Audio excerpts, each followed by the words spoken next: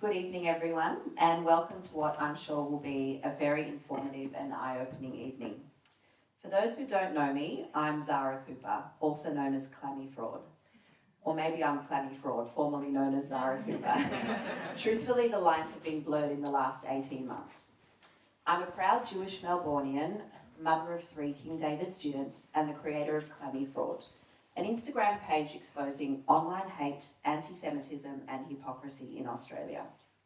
After October 7th, 2023, I began calling out major figures like Clementine Ford, Constance Hall, Matt Chun, Rand Abdel Fattah, the Jewish Council of Australia, whose combined toxic online influence reaches millions of Australians. Just over a week after starting the Clammy Fraud page, I was doxxed, harassed, threatened, and my livelihood viciously attacked.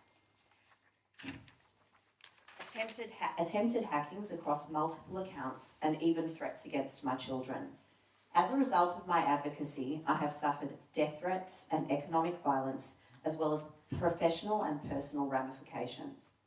This experience exposed the complete failure of Australia's online safety systems, even when laws were clearly breached. And not just in my experience, but in the experience of thousands of people whose stories I now became privy to through running the Clammy Fraud page. This glaring lack of online safety in what I once perceived to be our beautiful and safe country was a huge wake-up call for me and a startlingly concerning issue, because in my eyes, it is undisputed that the epicentre of all anti-Semitism that we are now facing is the online space. We all know that the Nazis became what they became because of propaganda. Well, here we have a propaganda machine on steroids, and frighteningly, there seems to be no effective systems to control the damage that it's causing. I knew almost immediately after starting the Clammy Fraud page that I had to do something. This is why I co-founded Digital Defence, a not-for-profit tackling the systemic gaps in online safety through legal, policy and community advocacy.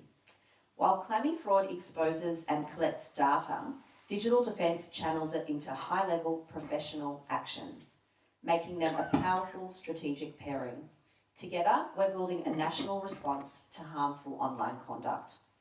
I'll talk more about this throughout the evening, but enough about me. I'm here today in conversation with the incredible Abraham Hamra. Abraham is a Syrian-born Jewish American attorney, activist, and social media influencer known for his outspoken advocacy against anti-Semitism and misinformation about Israel.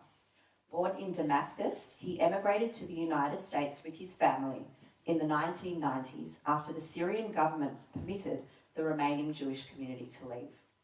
Abraham has gained prominence on social media platforms, particularly Instagram, where he uses his fluency in English, Arabic, and Hebrew to address anti-Semitism and defend Israel.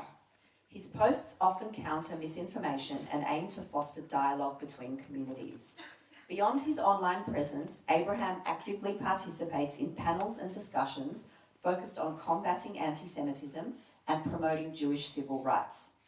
Abraham's multifaceted efforts reflect his commitment to justice, education, and the empowerment of marginalised voices within the Jewish community.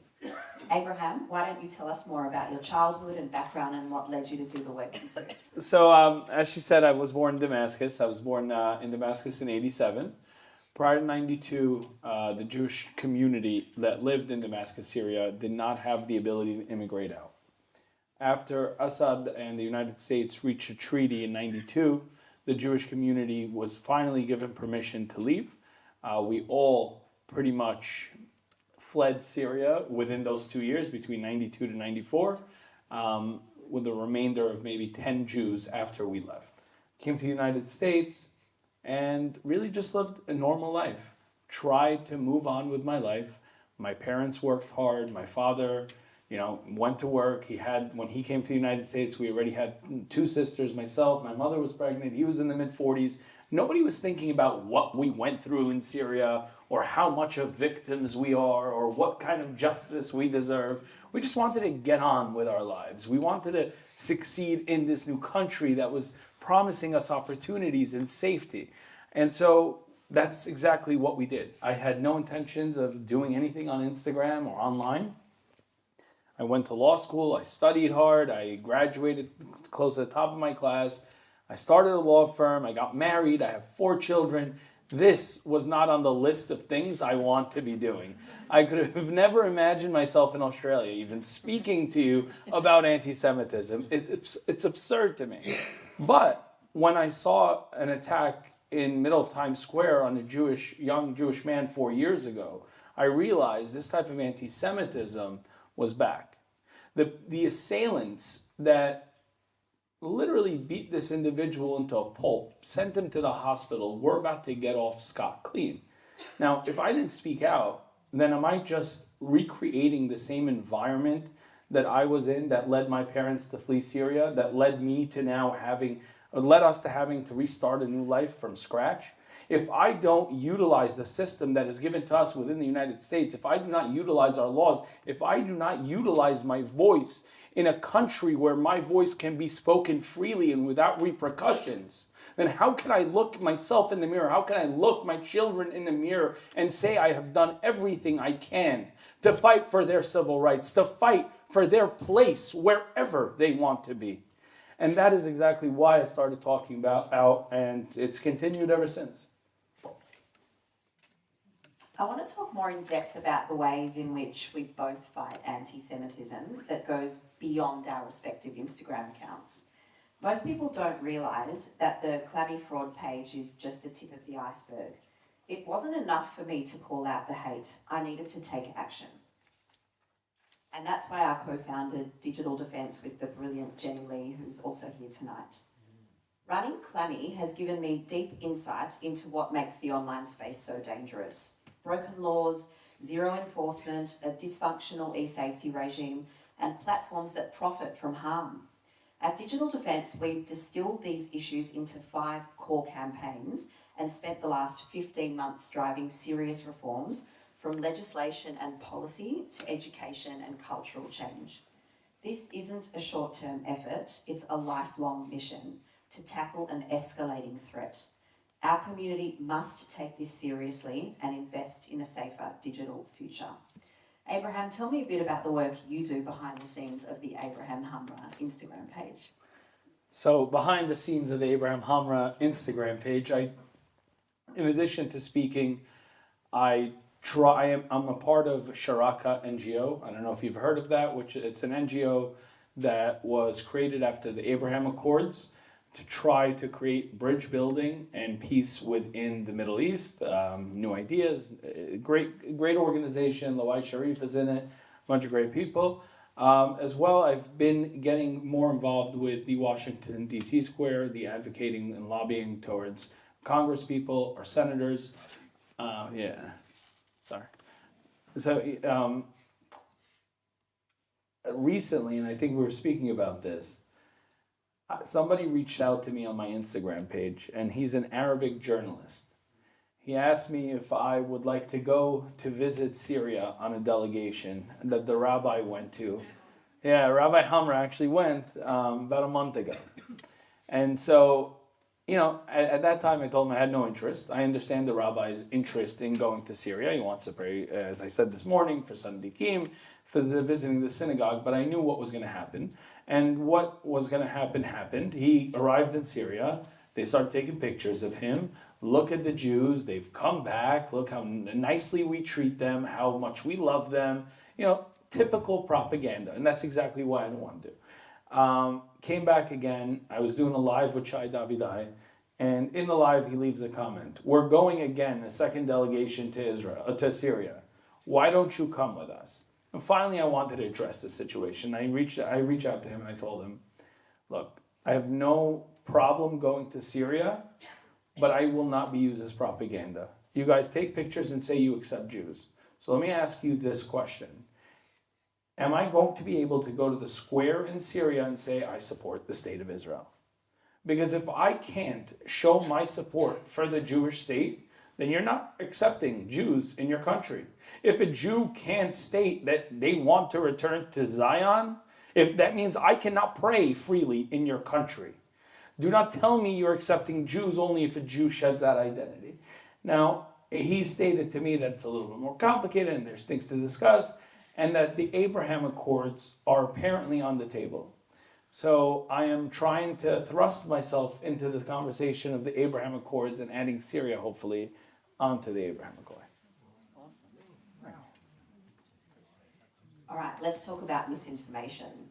I briefly touched on the online space being a propaganda machine on steroids, and we know that the major part of the online warfare that we're experiencing as a community is the creation and out-of-control spread of misinformation. For instance, I'll pick a couple of examples that I've seen.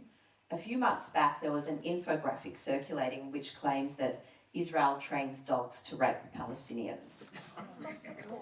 This was shared to millions of Australians, with Clementine Ford, Constance Hall and many others spreading it.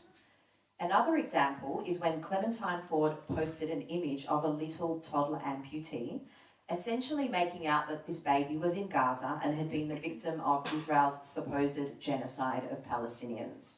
She wrote a caption underneath the image of the little amputee and stated something along the lines of, "This is why I hate Zionists."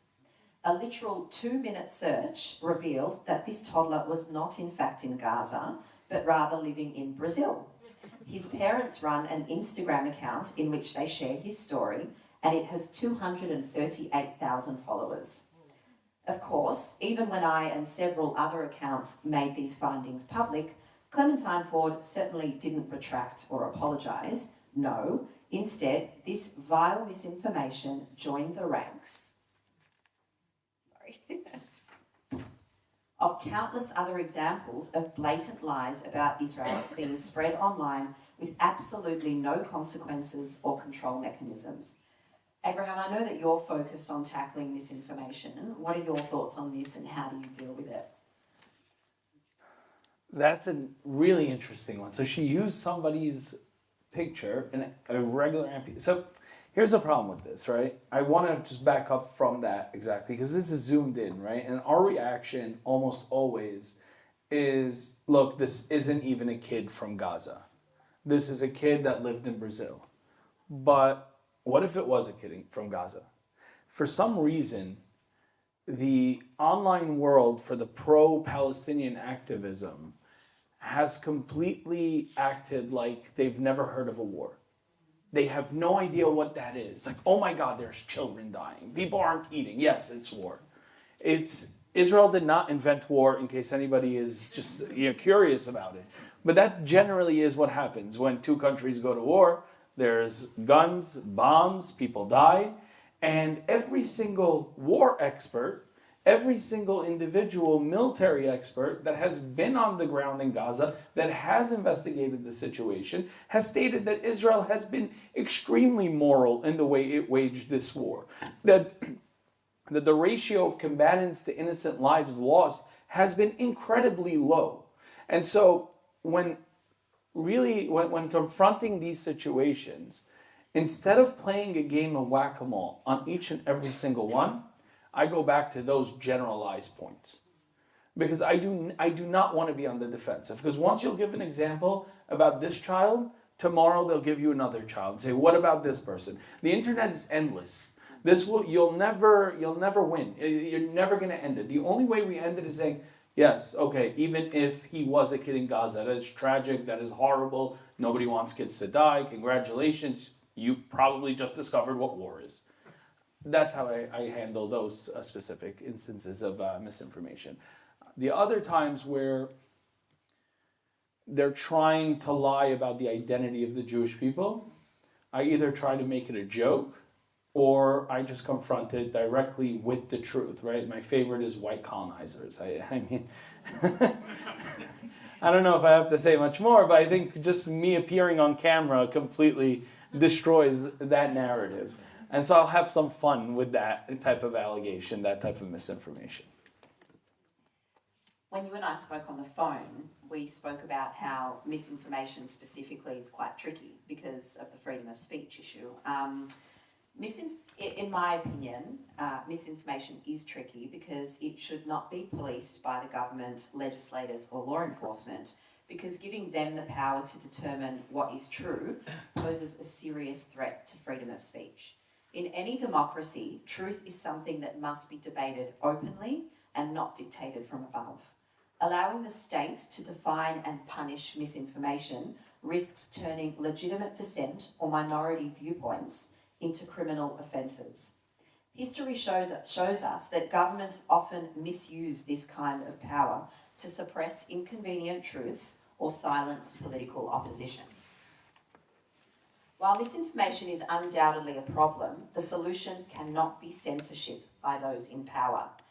That's why I personally oppose the proposed misinformation bill. Just look at what's happening in the UK. At Digital Defence, we believe the solution to misinformation lies not in censorship, but in education, specifically in building critical thinking skills. Just last week, I spoke with students at a Melbourne-based school about the importance of questioning sources of information.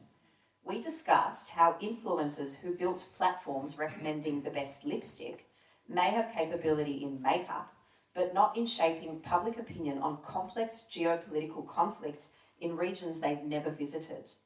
The challenge for this generation is to ask, whose voice are you trusting? Who are you reposting? And have you fact-checked it yourself? But this raises the broader issue. Where do we guide our kids to seek the truth? We acknowledged in our discussion that you can't fully trust the media, that Google searches are algorithm-driven, and that even Wikipedia is shaped by human bias. So where do we turn? The imperfect answer is that we start by engaging with these sources critically, forming the habit of interrogating information rather than consuming it passively is the first step. But we must also think long-term. We need to invest in rebuilding trust in institutions, demand accountability from those who influence public discourse, and create engaging, reliable resources for the next generation. It's a complex and ongoing project for Digital Defence, but if we want our children to grow up informed, empowered, and resilient to manipulation, it's a necessary one. Now I want to talk a little bit about Western values, democratic countries, and in particular the future for Australia and your side of the world, the United States. Here in Australia, things are definitely concerning, especially given last night's election results. I'm not an overly political person with strong allegiances to any particular party, but honestly, given what I've seen this country turn into in the last year and a half under Labor's watch, I find it frightening to think where it will go with another 3 years with this government. I don't want to dwell on this because at the core I'm a positive and optimistic person and I love this country and still believe that we can right ourselves. However, from my perspective, I believe what has transpired should be a wake-up call for our Jewish community organisations. We are seeing a real failure play out in our communal response to rising anti-Semitism and ideological extremism. Too many of our leaders are still afraid to speak clearly, act decisively, or challenge the toxic narratives poisoning our schools, institutions, and streets. Statements are watered down. Advocacy is cautious, and worst of all, culture is surrendered. But here's the truth. If we are too timid to defend our values, no one will defend us. The anti-Israel cohort are incredibly confident and comfortable in their strident, aggressive advocacy. And I believe it's time for us to mirror some of that robust confidence and entitlement. This moment demands courage. It demands leadership that isn't afraid to stand up for Australian values, liberal democracy, equality, pluralism, and safety for all citizens, including Jews. We need institutions that will not just respond, but lead, not just apologise, but inspire, not just appease, but push back. The defeat of the Liberal Party isn't just a political moment, it's a metaphor. If our leaders can't step up with clarity and conviction, our community risks the same fate: irrelevance, abandonment, collapse. We must demand that institutions protect us, educate us, prepare us, and lift us, because that's what they're built to do. Abraham, I'm interested to hear what your thoughts are, how this is on your side of the world, and how you interact as an advocate with your own institutions? Let me ask a clarifying follow-up. Institutions meaning government institutions or organizations? Both. Both. Because I think both are interconnected to some degree. Yep, they are. And also like your Jewish community organizations. So I'm going to start on the political end of things. It's no secret, no surprise that the majority of Jews in America are Democrats. They vote Democrats. They will not vote for the Republican Party unless, Trump, I think, got 35%, and it was almost a miracle. I don't care what party affiliation people are. And the message I try to spread to the Jewish community is if you're a Democrat, I don't need you to stop being a Democrat. What I need you to do is start standing up for yourself within that Democrat Party. I think that is the strongest form of Jewish advocacy. Leaving for one party or the other as they shift and change, and one side promises us the stars and the moons, and then we vote for them. And then now the woke right has come into existence in America. There's no emunah in one party. We Jews need to be smart and we need to be diverse. But wherever we are on the political spectrum, we need to learn how to stand up for ourselves. One example that happened in the United States that really irked me. So in the US, we've been trying to have IHRA's definition of anti-Semitism, the International Holocaust Remembrance definition, utilized by universities when they're examining cases of civil rights violations from students with regards to anti-Semitism. Pretty logical. Every single Jewish organization in the United States was behind IHRA.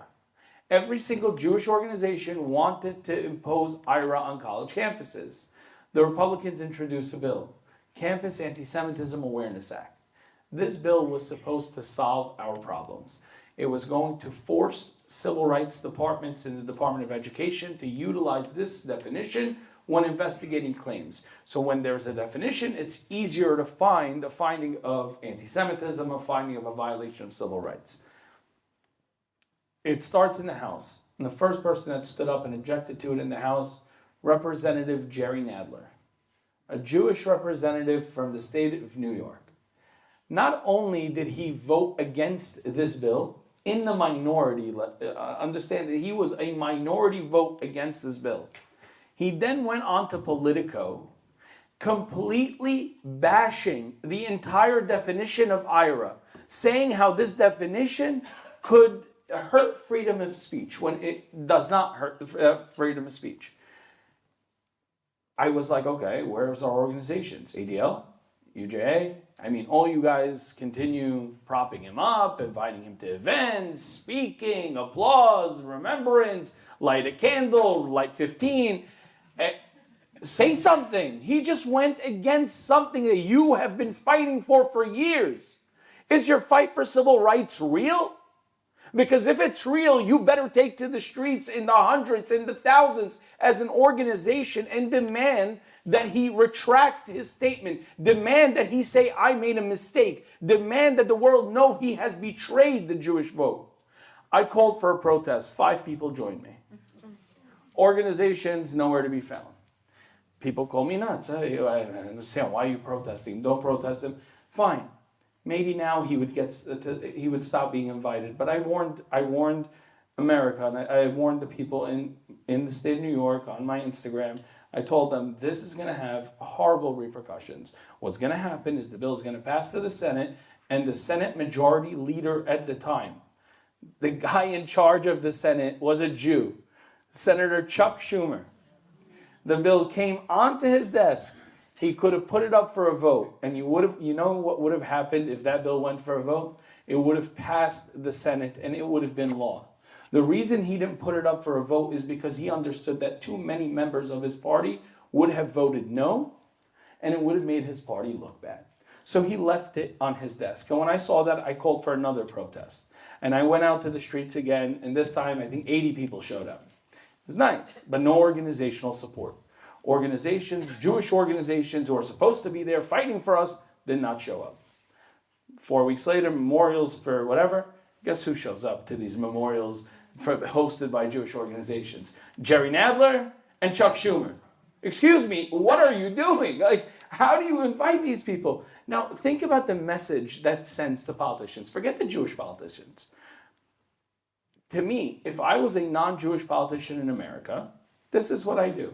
I smile at ADL, I smile at UJA, I smile at a couple Jewish organizations, and I'm not knocking any, just to be clear, God forbid. I'll smile. Everybody serves a purpose. I'll smile at them as a politician, and I will ignore Jewish issues. Because if I vote for Jews, I know what's going to happen next. The pro-Palestinian movement's going to come outside my doors. They're going to protest day and night and make sure my life is a living hell. But if I don't do anything and I ignore the Jewish votes or I vote against the Jews, well, the Jews aren't going to do anything. They're not going to come out and protest me. There's not going to be hundreds of Jews outside my office screaming, "What are you doing?" Jewish organizations that I smile to, that I'll do a favor for every now and then, are not really going to oppose me. They'll continue to bring me to their things. And now I'll write a book about how to fight anti-Semitism like Chuck Schumer just did. There is no reason for these politicians to join our side. I don't think this is a problem of, okay, we need to restrict this type of speech or not restrict this type of speech. I just think we need to speak more. We need to speak louder. We need to speak tougher. We need to be clear with our message. And we need to start having standards for our politicians, even if they are of the same party. That's where I think to be clear, by we, you mean the Jewish organization? The Jewish people and the Jewish organization. Yep, I agree. I'm glad I'm not alone. So the last thing I want to talk about is what's going on in Syria right now. I'm sure everybody here is aware about what's going on in Syria with the horrible attacks and ethnic cleansing of the Druze over there. To me, I don't know if it stands out to you. It's glaringly obvious. I personally haven't seen anything in the media about it. I certainly haven't seen the social justice warriors and humanitarians, anyone who I cover on my page, posting about it. Why do you think that is? Well, I posted about it. Yeah. I actually went to NYU, Columbia University, and the New School, and I interviewed people about what they thought about the genocide taking place in Syria. We wanted a... This is this mic. I really don't need a mic. I can project. Can everybody hear me? Yeah. All right, I'm better without a mic, honestly. Yeah, I just hover over the mic, so it just distracts me too much. Sorry, where was I? That you went to the colleges. Yeah, so I went to 3 colleges, and it was part of a skit. I'm like, yeah, I'm here at NYU, at Columbia, at the New School, covering the protests unfolding over the genocide taking place in Syria. Nobody's there. I'm asking students, have you heard about what's going on in Syria? Do you know what's going on in Syria? No, I have no idea. Nobody had any clue. I asked them a follow-up question. Why do you think you don't know what's going on in Syria? Have you participated in Palestinian protests? Yeah, we've participated in Palestinian protests. The school teaches us. Our professors tell us about it. We have the Middle Eastern Student Associations who continue giving us information about it. Nobody is giving us information about what's going on in Syria. What do you want us to do? And that is a major problem because we could utilize this information. The way I spinned it to these children, to these students, and I think some of them got it, was take a minute and understand what you just told me. You're so involved in an issue about the Middle East. You're so involved with this issue about Israel. The students, the professors, the Middle Eastern Student Associations, everybody's teaching you information, but they're leaving information out. They're leaving Syria out. They're leaving what happened to the Jews of the Arab countries out. Why do you think that is? They usually don't have an answer to that. And that's when I can come in and say, well, do you understand that is exactly how propaganda operates? Do you see how this is? And they start, some of them at least start seeing them. Some of them are so delusioned and so gone that they're just not honest to themselves. They're not honest human beings and just continue with their insanity. I like that idea of going onto campuses and interviewing people. Might store that one up here. I've done a couple. I actually did one, it hasn't come out yet, where I was just going and having regular conversations with students and people at Washington Square Park, and trying to challenge them on their perception of Israel, their perception of what's going on today. Many of them started against Gaza, against Israel, pro-Gaza, pro-Hamas, pro-Palestine. Many of them, after I used my technique, and I'll share with you my technique, have switched. Because I truly believe there has been an incorrect approach to our advocacy for a very long time with regards to the issue of Israel. Definitely. Would you like me to tell you what it is? Yeah. Go on. And then we'll get on to Better? Oh, wow. Look at this. So I think one big issue that we've had is we continue trying to utilize a tragedy to define us. And we need to stop doing that. The Holocaust was a horrible, horrible, horrible tragedy that happened to us. But it's not the reason for Israel. We continue, whenever we're pressed about Israel's existence, to bring up the Holocaust to justify Israel's existence. And this plays right into the hands of the anti-Semites that are cursing us. Their entire advocacy, their entire propaganda machine counts on painting a Jew as a European, painting a Jew as a white colonizer, painting him as a different, as an other. And now, just for a moment, without understanding, we all understand who Jews are. We all understand we're one big family, whether you're Ashkenazi, whether you're Sephardic, whether you're Ethiopian, it doesn't make a difference. But most people don't understand that. Most people continue seeing television and they continue seeing Jews standing up and saying, well, listen, we need our homeland. This is our homeland. After the Holocaust, after the Holocaust, after the Holocaust, after the Holocaust, because the Holocaust can never happen again. What is the impression that the people watching the television receiving? That these Jews are European. Now, I know you're going to tell me, well, no, that's not true. We lived there during the times of Beit HaMikdash, and when it was destroyed, we were dispersed, we went to Europe. Great. Nobody's listening to you at that point. It's finished. They've already categorized you as one way, and now they look at the Palestinians and they say, wow, these poor Arabs who lived here, they were minding their own business, taking care of their lovely olive trees, right? They love their olive trees, And now these Jews from Europe came into these lands, and these Palestinians were so nice. They said, please, come on in. Come into our home. And now these Jews are saying, this is our home? We're entitled because some book told you? I mean, did I convince anybody here to go against Israel if you weren't Jewish? Because that was surely convincing. I would be against Israel too. And it's also not the complete accurate truth.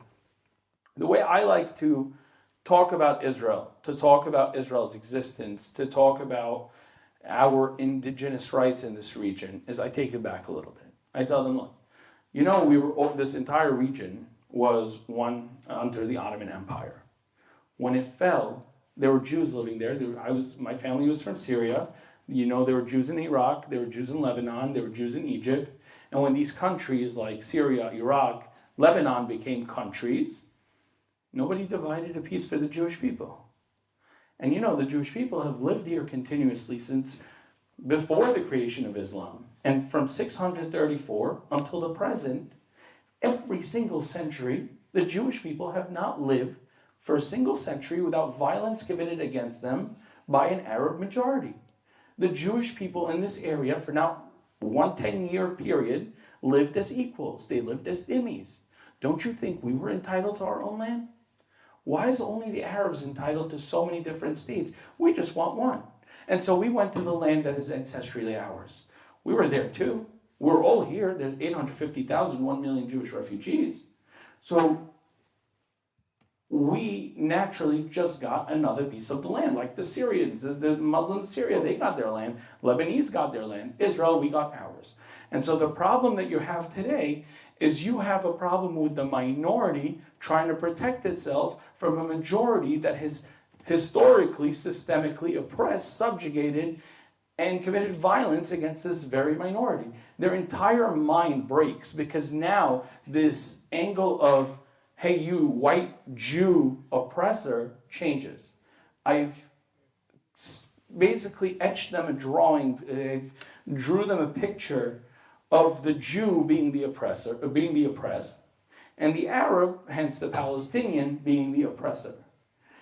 I think that's where we need to take our narrative if we want to talk about this. And when people talk to us about where does your Zionism come from, and it's my religion.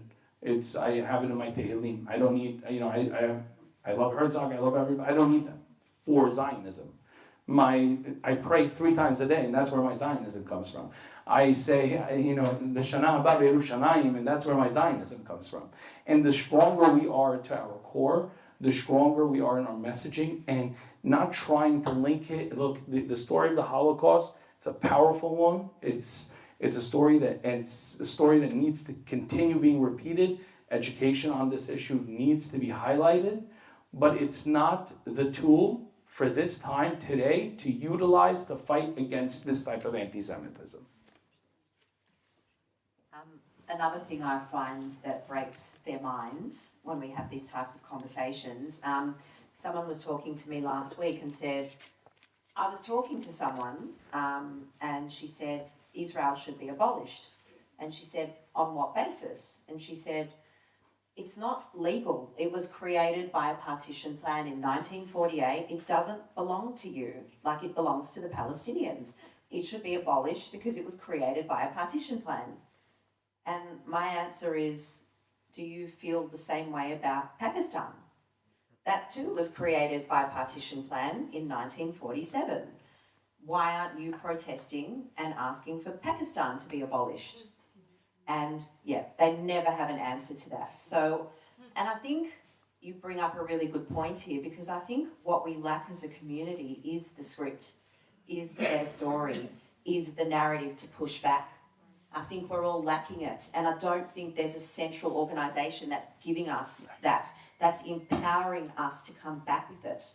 And I think your point about the Holocaust is really interesting. There is a better way to tell this story, and there is a better way for us to advocate for ourselves. I agree. I agree.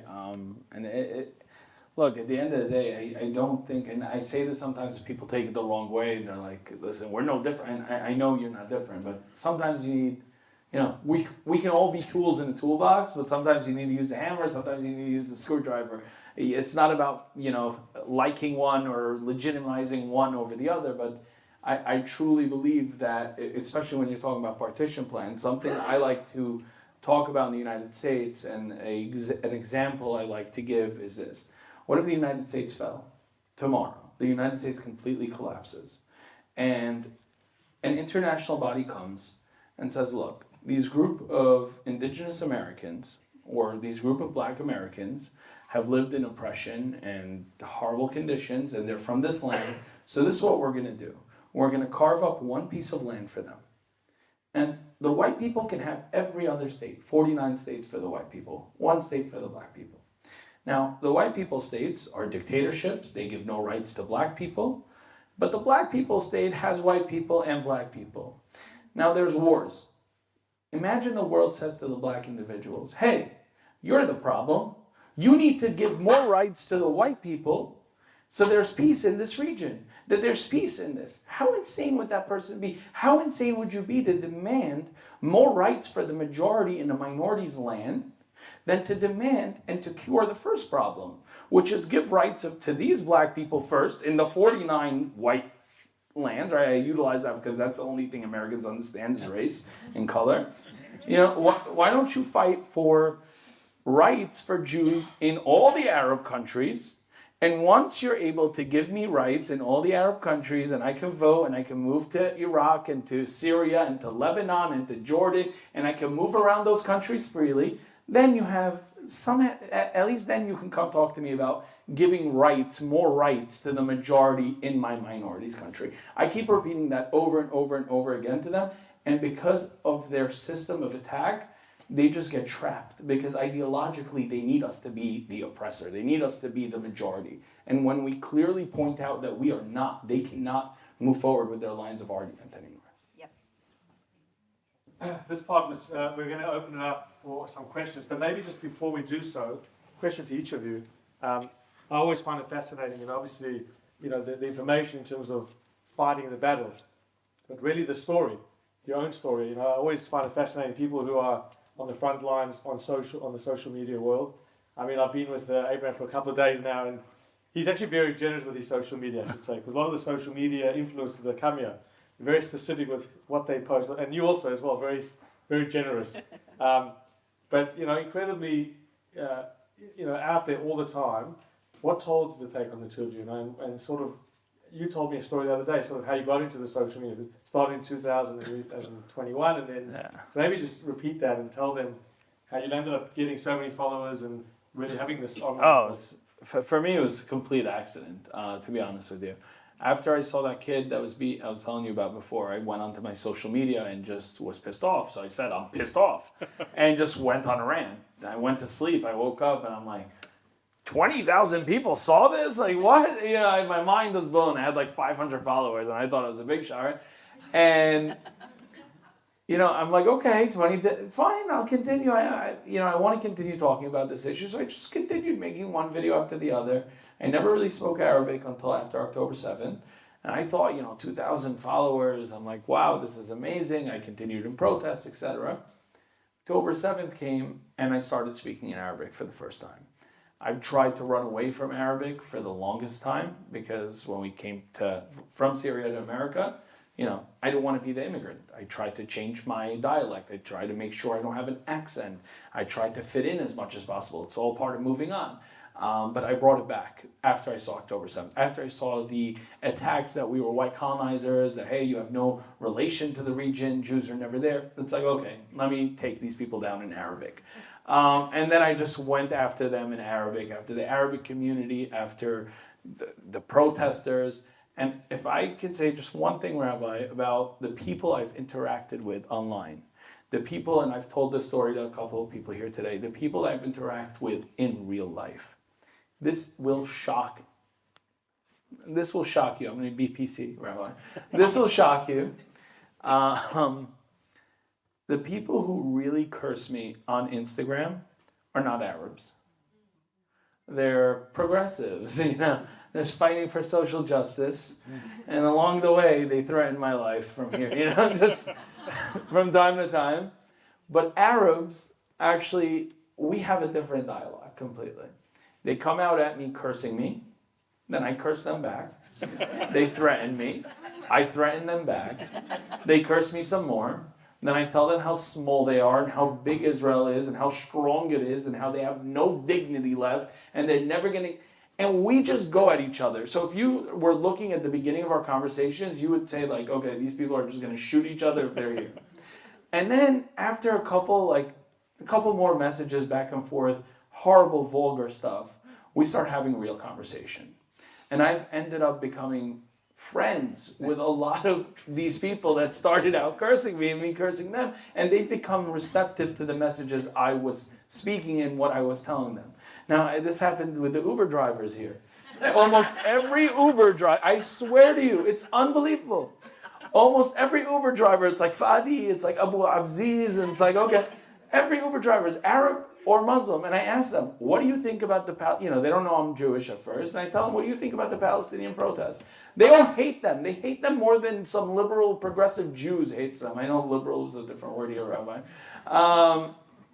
They hate them. They cause traffic. They're ineffective. They're inefficient. They're disruptive. And then I take them a step further. I go, what about the Palestinian movement in its entirety? What a joke, right? They look at me, absolutely. I tell them, they ruined our country. It is their ideology. It is the Palestinian. Each and every single one of them agreed with me wholeheartedly. I will show you messages. The Arabs on Instagram have kind conversations with me, but they're real. They're strong conversations. I don't back down. I'm not a two-state guy. Jerusalem is ours. There is no excuse for it, and they still respect that. I debated one Arab man on my Instagram. It's on the live, and he tells me, you know what I respect most about you? And this is somebody that goes to the protests all the time. You don't BS me with the two-state solution. You tell it just as it is. You want all of it. I'm like, yeah. And we have real productive conversations that way. And so I've continued with my Instagram. Bezrat Hashem, it helps people. It helps the Jewish people. It helps Israel. And if it does, thank God. Beautiful. And Zara, I mean, for you to just wake up into this and a voice that everybody looks like, what's Clammy posting today, you know? And who's she taking down? And of course, the recent, you know, highlight of, you know, the Sarah Schwartz trying to take you on. How do you deal with all that? How did you land up fighting this cause? I also fell into this by accident. I don't have a history of being an influencer at all. To your point, I've received all manner of threats, death threats, threats against my children, attacks on my livelihood, threats to my business. And like you, it's not coming from Arabs or Muslims. You know, I had someone send me a photo of my own children, and under it she wrote, "Good to know." And so I had a few people, I sent it to some people in my network, and they went and looked, and she's like a 22-year-old girl from Byron, you know, white girl from Byron. And so that really epitomises the kind of people who send me the majority of the threats that I receive. And to be honest, we do make the assumption that this is like a Jewish Muslim thing. It's actually not. It's a lot deeper than that. It's a lot more insidious than that. I too started out thinking that that's what this was a long time ago. You know, I had my son's bar mitzvah last year, and we went shopping all the time. You know, get a shirt, we go to various shops, and when I'd see someone in a burqa, and I'm a very open-minded person, by the way. Our very close friends are Muslim. We've got, you know, I would go to them and almost challenge them. I'd pull out my star and I'd go up and I'd be like, it's my son's bar mitzvah. And I, you know, just to see the reaction. And I promise you 100% of the time, they're like, congratulations, that shirt looks amazing on him. You know, I never encountered, it comes from the 22-year-old white chicks from Byron Bay, you know, and that's what we're seeing here. But in terms of the toll that it takes, it's significant. I've had to step away from my business. I am exhausted all the time. I think I've aged 10 years, put on 10 kilos. But at the end of the day, I genuinely feel like I'm exactly where I'm supposed to be. This is where my heart is. This is what I'm passionate about. And this is what I will continue doing and have zero regrets. Thanks to both of you. Abraham, I've been searching for 18 months for an answer how to fight anti-Semitism because nothing works, and you finally gave me the answer tonight.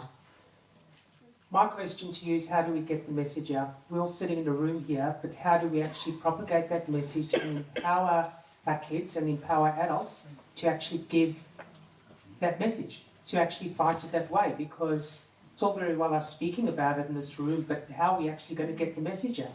Because all I'm seeing on social media is a whole lot of whinges. Look what they've done to me. Look what they said about me. Look what they've done about me. Therefore, let's start a petition for this. Let's start a petition for that. None of it works. Right. I definitely think that this is something organizations have to really spearhead because they haven't been doing that job. The information isn't really readily out there. Stand With Us, everybody has just cold facts, and they're great to be utilized when you need them in a debate, but it's not giving you a real deep historical dive into issues. If you want to utilize more of the Mizrahi narrative, as to what happened, the Jewish plight at the hands of Arabs, there is one organization, Jimena, Jimena, that does go into a deep dive, country by country in the Arab world. But as to how we pass it on to the children, it's honestly, for me, it's education at home. It's instilling that within them. When a holiday passes, try to relate it to Israel for me, right? And to really push history on them, whether it's taking them to a Holocaust museum or whether it's talking about what happened during the Farhud or what happened to us in Arab countries, and then empowering them and arming them with real information to go out there and be confident in who they are. But really, it's so hard to give you an answer to that because past what you can do as an individual with your children, this is something organizations need to really take seriously, and there needs to be more amplification of Mizrahi voices because there's a lot that exists on the internet and in the space, whether they're people from Iraq, Jews from Morocco, Jews from all different areas in the Middle East. Their voices, our voices, are constantly being drowned out.